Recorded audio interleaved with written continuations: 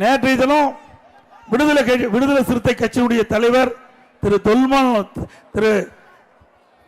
திருமாவளவன் அவர்கள் ஒரு கருத்தை அவருடைய பிறந்தநாள் அன்று தூய்மை பணியாளர் குறித்து ஒரு கருத்தை சொல்கிறார். அதற்கு திராவிட முன்னேற்ற கூட்டணியில் திரு விடுதலை சிறுத்தையும் இடம்பெற்றிருக்கு, திரு கம்யூனிஸ்ட் கட்சியும் இடம்பெற்றிருக்கு. கம்யூனிஸ்ட் கட்சி தலைவர் அதை மறுத்திருக்கின்றார். திரு திருமாவளவன் சொன்ன கருத்து சரியல்ல அப்படி என்று அந்த கூட்டணியில் இருக்கிற கட்சியினுடைய மற்றொரு கட்சியுடைய தலைவர் திரு சண்முகம் அவர்கள் தெளிவுபடுத்தியிருக்கிறார். திரு திருமாவளவன் அவர்களே, நீங்க எவ்வளவுதான் திமுகவுக்கு முட்டு கொடுத்தாலும் இந்த தடவை 2026 தேர்தலில் திமுக வெற்றி பெறாது. இப்பொழுதும் நான் திரு திருமாவளவன் அவர்களுக்கு குறிப்பிடுவதெல்லாம், நீங்க உங்க கட்சி நடத்திட்டு இருக்கிறீங்க, மக்களிடத்தில் உங்களுக்கு ஒரு செல்வாக்கு இருக்குது.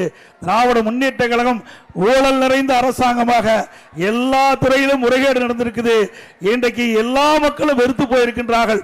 அரசூழியல் போராட்டம், விவசாயிகள் போராட்டம், போக்குவரத்து தொழில் போராட்டம், தூய்மை பணியாளர் போராட்டம், போராட்டம் போராட்டம் என்று தமிழ்நாடு போராட்ட களமாக மாறி இருக்குது.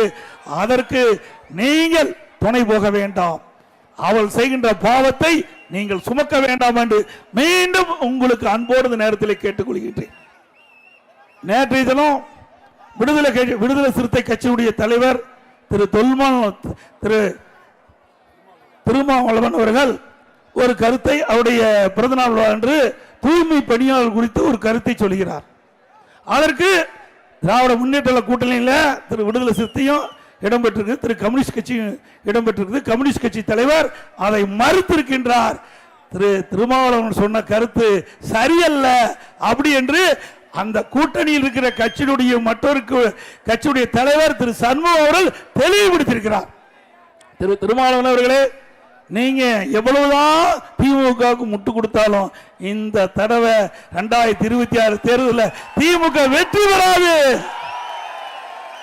இப்பொழுதும் நான் திரு திருமாவளவன் அவர்களுக்கு குறிப்பிடுவதெல்லாம், நீங்க உங்க கட்சி நடத்திட்டு இருக்கிறீங்க, மக்களிடத்தில் உங்களுக்கு ஒரு செல்வாக்கு இருக்குது. திராவிட முன்னேற்ற கழகம் ஊழல் நிறைந்த அரசாங்கமாக எல்லா துறையிலும் முறைகேடு நடந்திருக்குது. இன்றைக்கு எல்லா மக்களும் வெறுத்து போயிருக்கின்றார்கள்.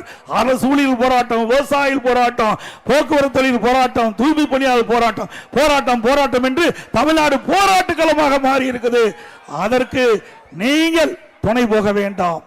அவள் செய்கின்ற பாவத்தை நீங்கள் சுமக்க வேண்டாம் என்று மீண்டும் உங்களுக்கு அன்போடு நேரத்தில் கேட்டுக்கொள்கின்றேன்.